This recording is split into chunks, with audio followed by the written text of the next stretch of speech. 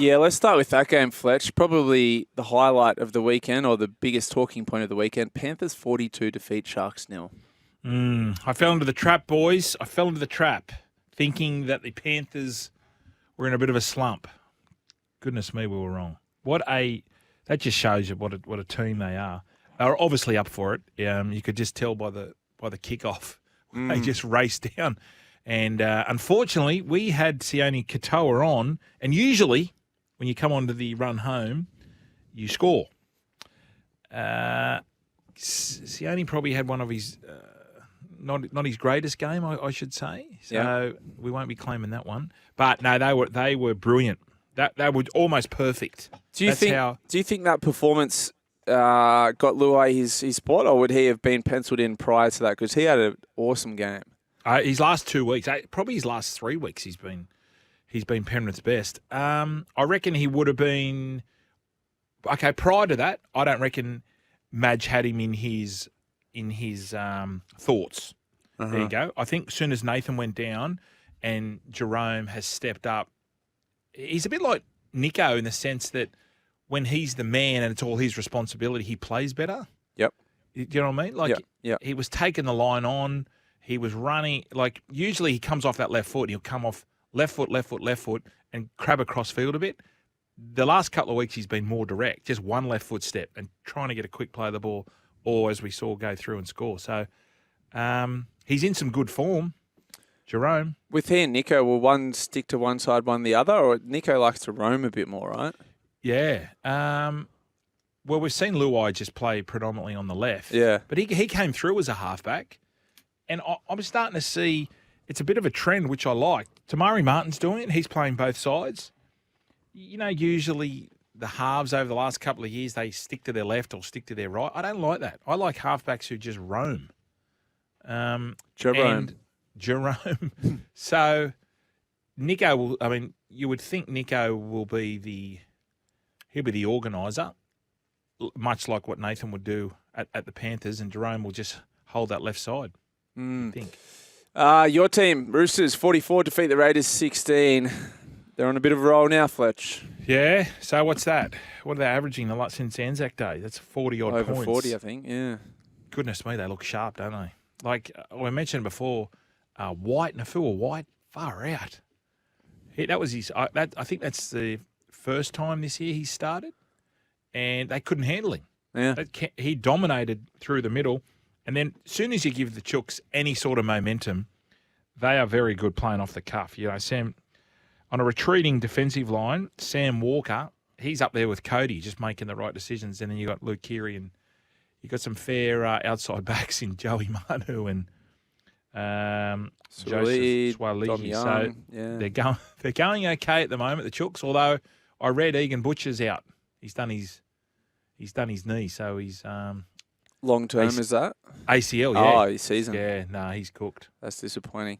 Rabbitohs get their second win of the season. They defeat the Eels 42-6. The first win for the interim coach Ben Hornby. Yeah. Well, they got off to a flyer. Bludger of the game, really.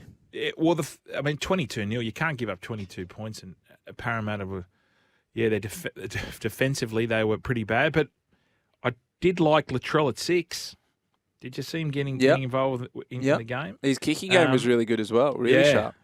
We've been crying out for him to be moved from fullback. I thought Alex Johnson went okay at fullback, but look, the Bunnies got a great win, and Kalama Matangi, that's the best game I've seen him play this year. Right in time for Origin, so maybe if we get some injuries in the back row, he might be around. I did think Jackie Whiten too. Before he went off, he was quite dominant as well. Yep. Add Cody Walker into that game as halfback, and they probably put on a few more points again. Ben Hornby is going to join Jimmy Smith tomorrow to chat about that game and the upcoming season.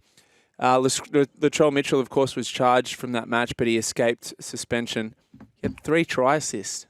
So even though he doesn't rack up those big stats, with run meters, PCMs, all that sort of jazz, he's still doing the fancy stuff with ball in hand. Well, he's like very, very skillful, and this is the thing. That's not his play. He's not like a Tedesco where he's going to push up every play, or Dylan Edwards.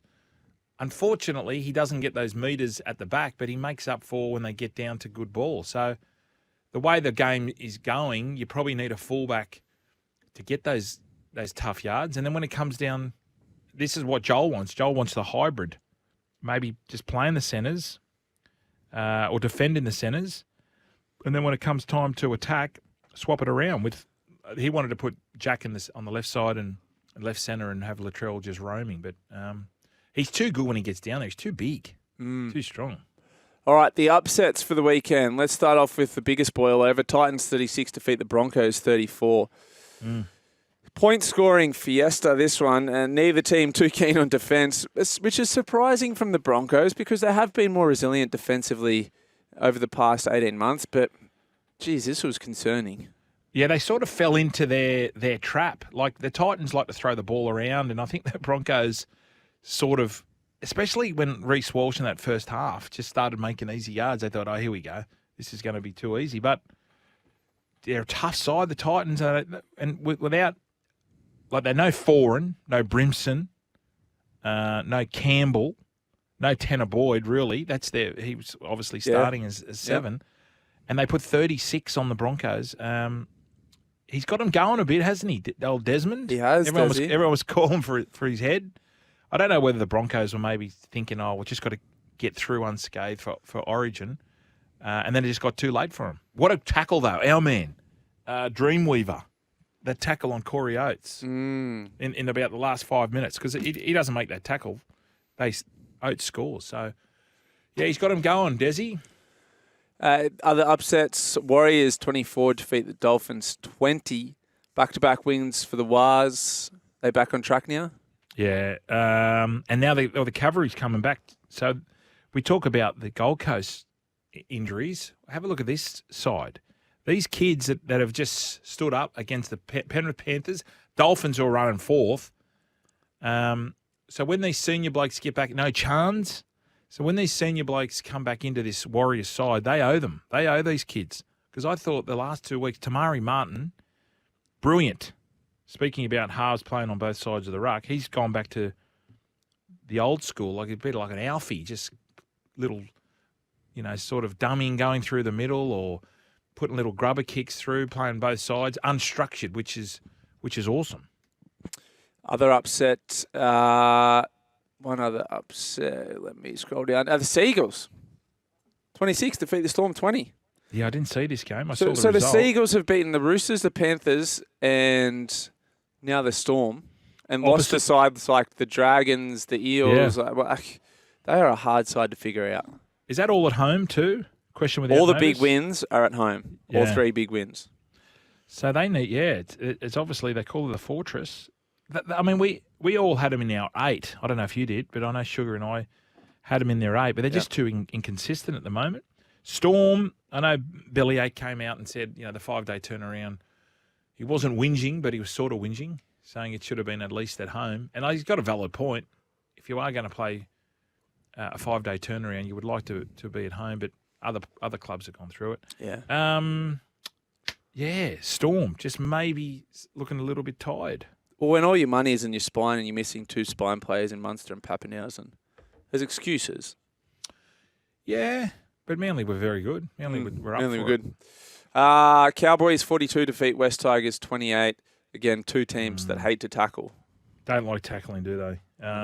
Tigers, if it wasn't for a couple of bad kicks when they got 7 tackle sets, I thought the Tigers were coming for them. Lockie Galvin, I just think he's just got to slow down a little bit.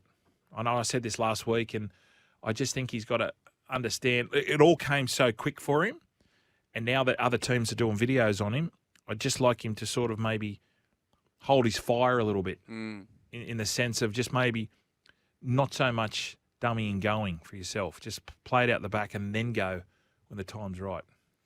And the final game, Thursday night, Bulldogs 48 defeat Dragons 12.